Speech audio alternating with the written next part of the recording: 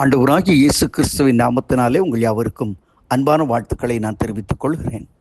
மற்றொரு இனிய காலை பொழுது உங்களை சந்திப்பில் மிகுந்த மகிழ்ச்சி. இந்த நாள் உங்களுக்கு ஆசீர்வாதமாய் அமைவதாக.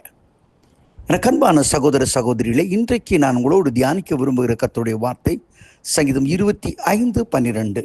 வேதவசனம் சொல்கிறது, கர்த்தருக்கு பயப்படுகிற மனுஷன் எவனோ அவனுக்கு தாம் தெரிந்து கொள்ளும் வழியை போதிப்பார். எத்தனை அற்புதமான ஒரு வார்த்தை! கர்த்தருக்கு பயப்படும் மனுஷன் எவனோ அவனுக்கு தான் தெரிந்து கொண்ட வழியை அவர் போதிப்பார். அன்புக்குரியவர்கள், அநேக சமயங்களில் நாம் வாழுகின்ற வாழ்க்கை நமக்கு வெறுப்பாக தோன்றுகிறது, வேதனையாக தோன்றுகிறது. என்னையா நம்ம லைஃப் இப்படி போகிறது, சில காரியங்கள் சரியில்லையே, வாழ்க்கையில் சில வீழ்ச்சிகள் வருகிறது என்றெல்லாம் நம்ம யோசிக்கிறோம். எந்த வழிக்கு நாம் போகிறது, எப்படி நான் வாழ்கிறது என்று யோசிக்கிறோம். ஆனால் ஆண்டவர் இங்கே அழகாக சொல்லுகிறார், கர்த்தருக்கு பயப்படுகிற மனுஷனுக்கு தான் தெரிந்து கொள்ளப்பட்ட வழியை அவர் போதிக்கிறார்.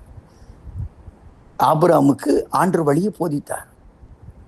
நான் காண்பிக்கிற தேசத்துக்கு புறப்பட்டு போ என்று சொன்னார். அப்படியே அவன் புறப்பட்டு போனான். அவனுடைய வாழ்க்கை எல்லாவற்றையும் கர்த்தர் பொறுப்படுத்தி ஆசீர்வதித்து மேன்மைப்படுத்தினார். அதே போல்தான் உங்கள் வாழ்க்கையிலும் தேவன் உங்களுக்கென்று சில திட்டங்களை வைத்திருக்கிறார்.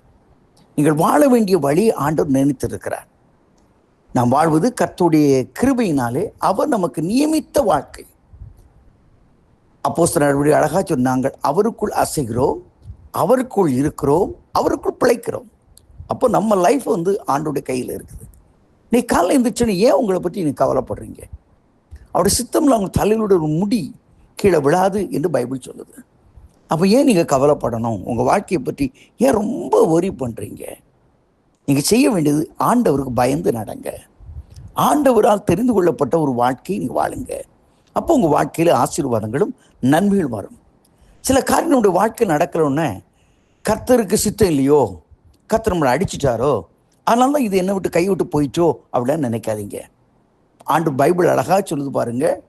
ஏசாயா 48 உனக்கு பிரயோஜனமானதை போதித்து நீ நடக்க வேண்டிய வழியிலே நடத்தும் தேவனாகிய கர்த்தர் நானே என்று சொல்கிறார்.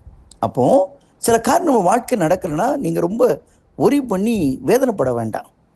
எது நமக்கு பிரயோஜனமானதோ அதை ஆண்டவர் செய்வார். எது நமக்கு பிரயோஜனம் இல்லையோ அது நம்முடைய வாழ்க்கையை விட்டு ஓடிப்போம். ஆகவே தயவு செய்து இன்றைக்கு காலையில் ஒரு தீர்மானம் பண்ணுங்கள். ஆண்டவரே, நீர் எனக்கு என்று குறித்து வைத்திருக்கிற ஆசீர்வாதங்களை, நீர் எனக்கென்று குறித்து வைத்திருக்கிற வாழ்க்கையை நீங்கள் அறிந்து பண்ணும்படி என் கண்களை திறந்தாரலும்.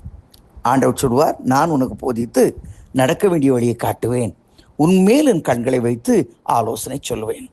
அவர் தான் நம்ம வாழ்க்கையில் எல்லைக்குறிகளை ஸ்தாபிக்கிறோ அவர் தான். அவர் நிச்சயமாய் நம்ம வலுவாதபடி பாதுகாப்பார். நமக்கென்று குறிக்கப்பட்ட வாழ்க்கையின் வெற்றிகளையும் ஜெயத்தையும் நமக்கு தருவார்.